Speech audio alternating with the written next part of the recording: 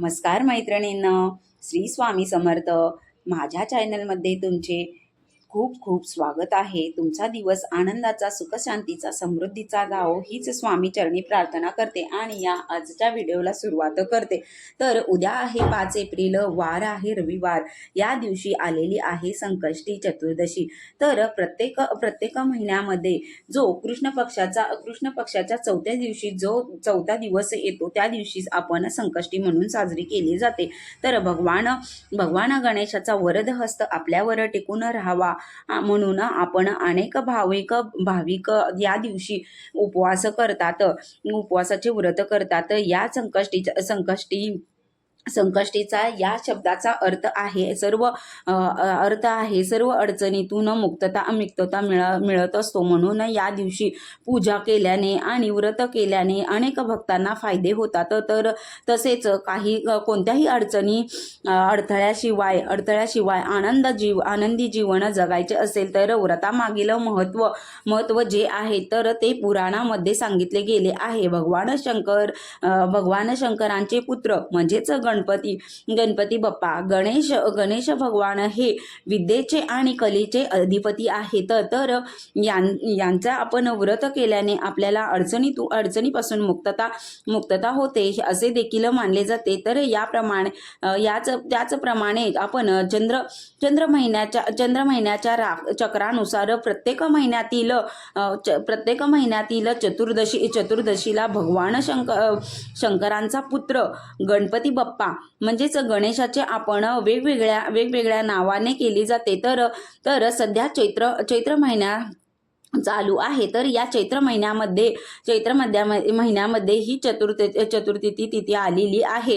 तर चैत्र महिन्यातील विकट महागणपती नावाने व्रत केले जाते. तर विकट महागणपती हे गणपती बाप्पाचे एक अवतार आहे. ते गणपतीची सवारी ही मयुरावरून आहे. तर हा अवतार कठीण आणि विकट संकटाचा नाश करण्यासाठी झालेला होता.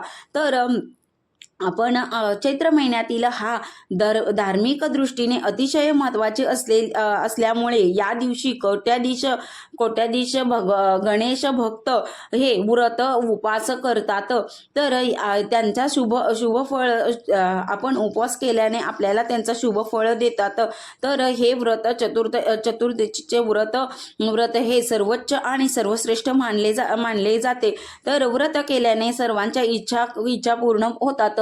तर आई वडिलांनी जर हे व्रत केले तर त्यांच्या मुलांच्या यशामध्ये प्रगती आणि अडथळे दूर होतात आणि मुलांची प्रगती ही भरभरून होते. आर्थिकदृष्ट्या धार्मिक दृष्ट्याने हा दिवस अतिशय महत्त्वाचा आहे. तर या दिवशी मी तुम्हाला एक उपाय सांगणार आहे.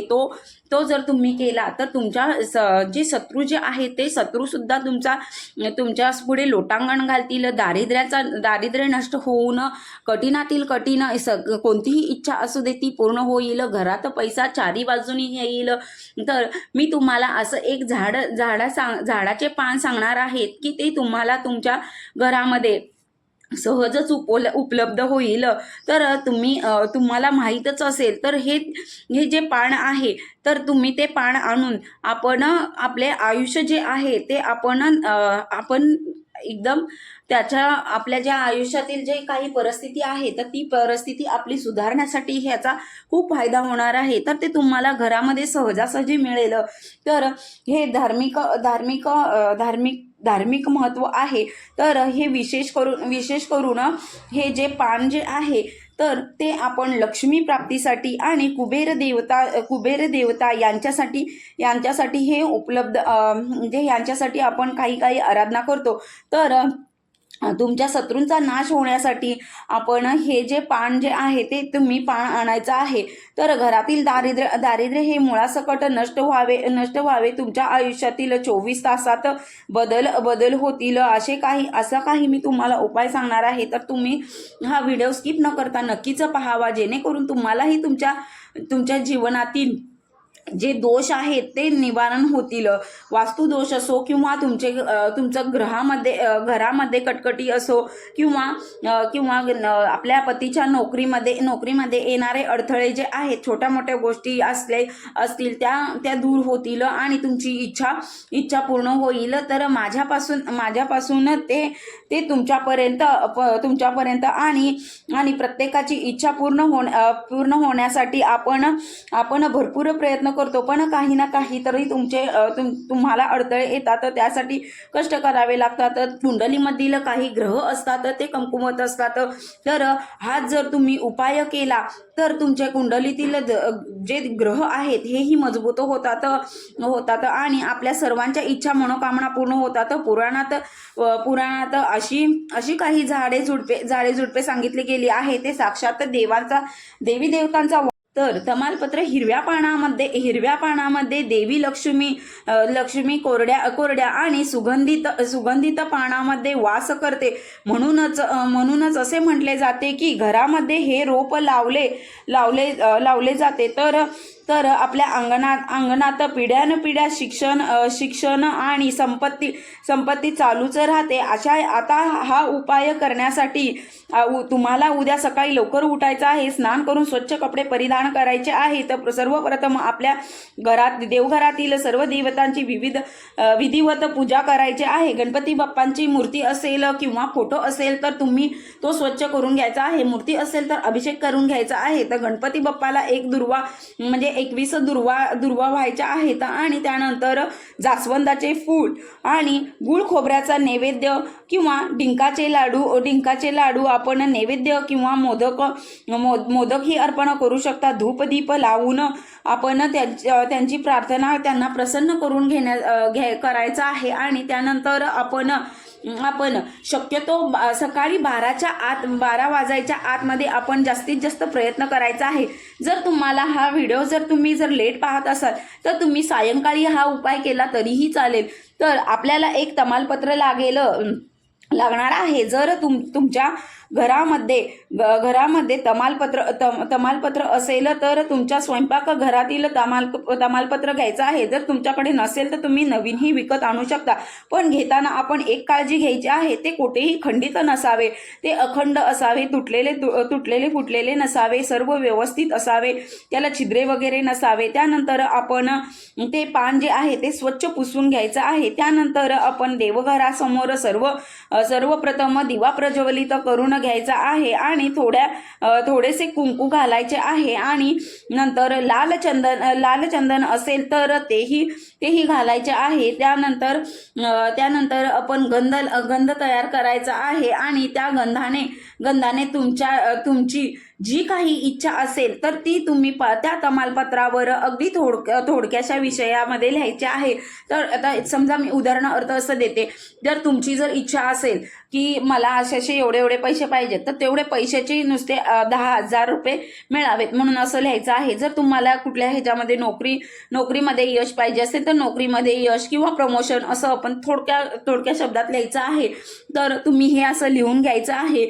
लक्ष्मी प्राप्तीसाठी आपण आर्थिक अडचणी असेल तर लक्ष्मी प्राप्ती, धनप्राप्ती असं लिहा. कर्ज असेल तर कर्जमुक्ती असं लिहा. शिक्षणासंबंधी अडचणी असेल तर तुम्ही तशी इच्छा लिहा. शत्रू असतील तर तशी इच्छा तुम्ही पानावरती लिहायची आहे. शत्रुनाश किंवा तुमचे शारीरिक किंवा मानसिक जे काही त्रास असतील तर ते तुम्ही थोडक्यात लिहायचं आहे. तर ही एक इच्छा पानावरती लिहायची आहे. जास्त इच्छा तुम्हाला लिहिता येणार नाही. तर कारण यानंतर काय करायचे आहे, हे तमालपत्र आहे ते आपण तुम्हाला गणपती बाप्पा समोर ठेवायचे आहे. हे गणपती बाप्पांना हळद कुंकू अक्षदा फुल अर्पण करून त्या पानाला सुद्धा आपण अक्षदा हळदी कुंकू वाहून घ्यायचं आहे. तेथेच बसायचं आहे. तुम्हाला ओम गंग गणपते नमः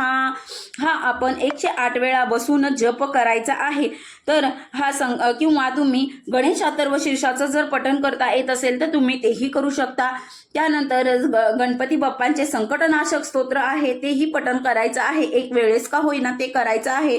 आणि त्यानंतर गणपती बाप्पाला दोन्ही हात जोडून तुमची जी काही इच्छा तुम्ही पानावर लिहिली आहे ती संपूर्ण सांगायची आहे, मनोभावे प्रार्थना करायची आहे. आणि संपूर्ण दिवसभर हे पान गणपती बाप्पाजवळच ठेवायचं आहे. ठेवायचं आहे. सायंकाळी तुम्हाला सहा वाजल्यानंतर काय करायचे आहे, हे पान हे एका प्लेटीमध्ये किंवा कापूर जाळतो त्या भांड्यामध्ये 2 कापुराच्या वड्या घ्यायच्या आहेत. बाप्पासमोर बसायचं आहे, दिवा लावायचा आहे. त्यानंतर ते पान गणपती बाप्पांच्या समोर उचलून घ्यायचे आहे. तुमची इच्छा व्यक्त करायची आहे. तुम्हाला कापूर प्रज्वलित करायचं आहे.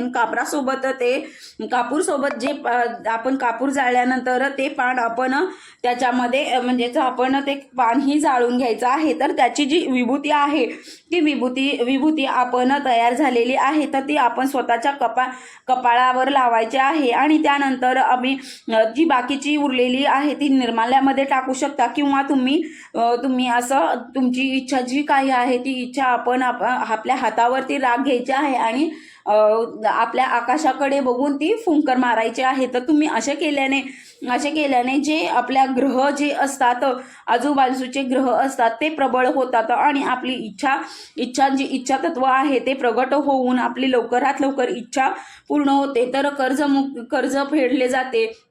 आपल्या अशा अनेक काही इच्छा असतील तर त्या तुम्हाला इच्छा पूर्ण होतात. तर हे गणपती बाप्पाला समर्पण करून द्यायचं आहे. आपण व्यवस्थित हे करायचं आहे आणि आपल्या 7 पिढ्याचे जे काही दुःख असेल तर ते संपून जाते. चांगलं व्हायचं असेल तर तुम्ही ताजी व हिरवे असलेले अतिशय उत्तम तमालपत्र घेऊन तुम्ही नवग्रहाच्या मंदिरात जाऊ शकता. बुध ग्रहाच्या मूर्तीला हिरव्या व ताजे तमालपत्र अर्पण करायचे आहेत आणि दोन्ही हात जोडून कर्जमुक्तीसाठी प्रार्थना करायची आहे. घराजवळ नवग्रहाचे मंदिर नसेल तर अशा वेळी आपण नवग्रहाचे जे फोटो असतात ते मिळाले तरी ते चालेल किंवा तुम्ही प्रिंटही काढून आणू शकता.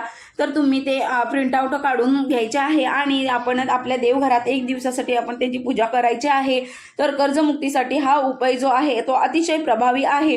हे कर्जामध्ये डुबलेले असले तर हा उपाय अतिशय एकदम नक्कीच करा. का उद्या केले तर चालेल किंवा तुम्ही इतर कोणत्याही बुधवारी जर केला तर त्याचा जास्तीत जास्त प्रयत्न करा.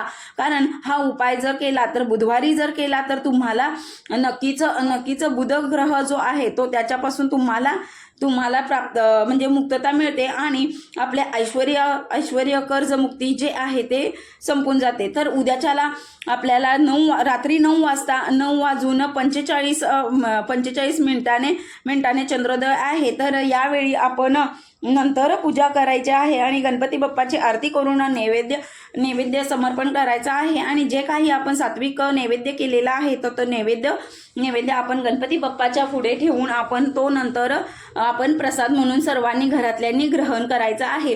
तर माझे ह्या व्हिडिओला तुम्ही लाईक करा, शेअर करा. आवडला असेल तर नवीन असाल तर सबस्क्राईब करा आणि व्हिडिओ आपल्या मित्रपरिवारासह जास्तीत जास्त शेअर करा. तर चला तर मग आपण भेटूया आता नवीन पुढच्या व्हिडिओमध्ये. तोपर्यंत श्री स्वामी समर्थ. जय जय स्वामी समर्थ.